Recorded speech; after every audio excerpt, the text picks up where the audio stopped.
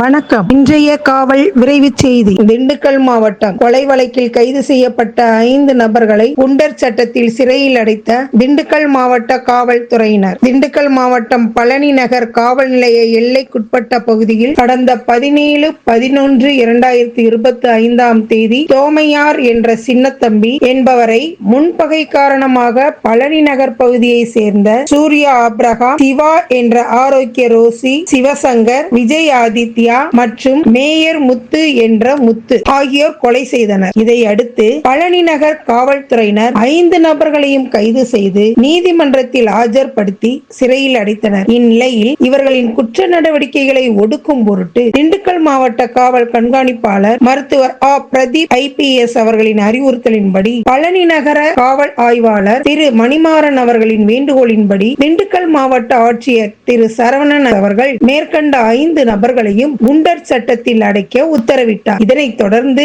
5 நபர்களையும் குண்டர் சட்டத்தின் கீழ் மதுரை மத்திய சிறையில் அடைத்தனர்.